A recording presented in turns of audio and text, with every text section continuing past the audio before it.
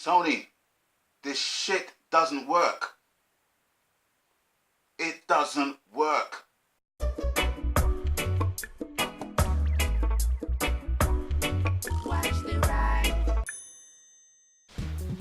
Greetings one and all, this is Rhythmworks and welcome to my channel with an unbiased review of Farpoint, which is the latest PSVR hype thing on road, and also the VR aim controller bundle, which it is a bundle. To prove it, got the box. Okay, now I am going to encapsulate this review in 3 words. An ambitious investment.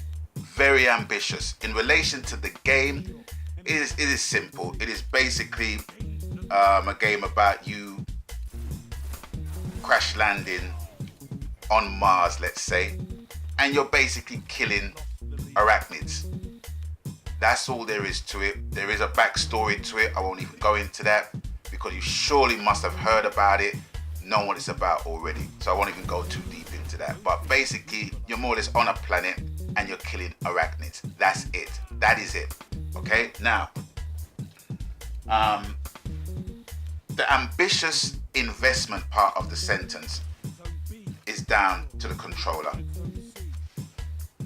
It's an awesome bit of kit. I have to say, it really feels good. And to look at it, it don't look like much.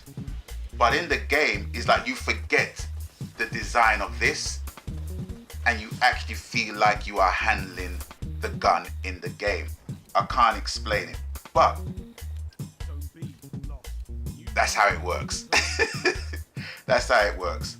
It's amazing. It's amazing. It's a great bit of kit. And I think not so much the quicker, but the more expedient some developers get with designing games that is compatible with this, it's gonna be great. You know, maybe a couple of exclusives. And like I alluded to in previous videos, the games that I'm already seeing are like Time Crisis-y kind of arcade shooters, which for me is a good thing, you know what I mean? Because you want to have that fun experience playing PSVR. And also, you know, with Farpoint being a multiplayer game as well, which I must admit I haven't actually got to yet, that being a multiplayer game, it would be interesting to see how people move in the game to play that. But I think it's just co-op, I don't think it's PvP. Now, in relation to the connection between this and the game, there's just a couple of things with me. But the most important technical thing is actually the charging port, which is not the charging port that you have on the Move controllers, because the Move controller charging ports are much thicker, okay? But this one is the one that you have with your ordinary DualShock 4 controller.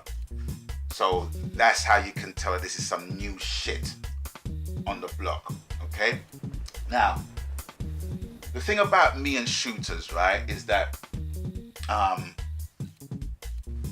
the configuration of the buttons needs to translate well into the controller.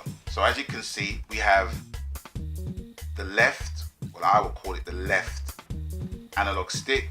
You've got the D-pad here.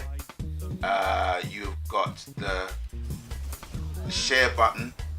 Oops, don't know if you can see it. The share button, which is on the left, and the option button, which is on the right here. And then you have the L1 and L2 button here. And then you have the R1 button here and the R2 button there. And you have the, Then you have the right analog stick, and you have the triangle, cross, circle, square buttons here. Now, I have to tell you that I didn't even look at the instructions when I put this on, or when I tried this on in the game. It was just very instinctive. It's very intuitive. Everything is two-hand. Oh, and also you have the, what do you call it? You have the PS button here. I don't know what this button is. I think this button might be the touchpad or something like that. I don't know. I think this might double for the touchpad. But somebody will probably put me right about that. But anyway, those are all the buttons that are on the controller. Now, in comparison with the game, like I alluded to before, when I play shooters, the left thumbstick is normally the direction, and the right thumbstick is the camera. But in this game, you only got the move left thumbstick.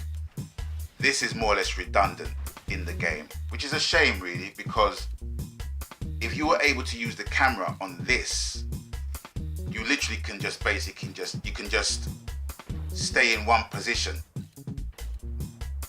and it will serve better, rather than you have to move your gun, which I found I had to do, move your gun and move forward in the direction that the gun is pointing. That's not a natural way for me to act in any environment with a firearm. Well, I don't use firearms anyway, but you know what I'm saying, right? So I think if they do a patch where they utilize this, the right analog stick, as the camera button, which I'm sure other developers are going to do, right? It will basically, it will be a more streamlined game, that's what I'm saying.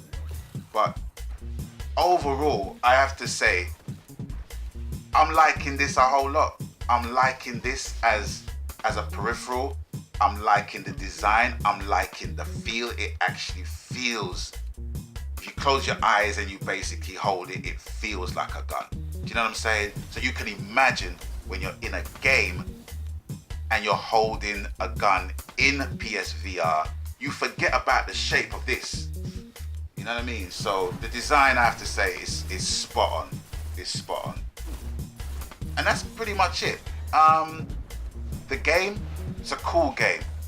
It's not setting my heart on fire. It's not setting my soul on fire. I'm not, what's the word?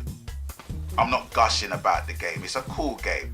It is a cool game to play, I've got to say. But I'm more hyped about this and future releases of PSVR games that will be compatible with this, and maybe use this to even better effect than with Farpoint. And it's used to good effect in that game.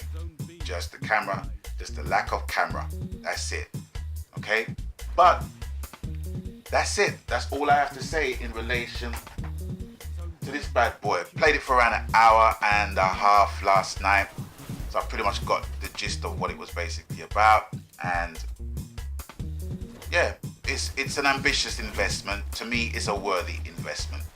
Okay, so it's with that, I'm going to bid you guys adieu for now. And as always, you done know the coup, whatever the game, media, platform, format, genre. Happy gaming. And until I catch you guys next time, gamers, please stay blessed. Magan.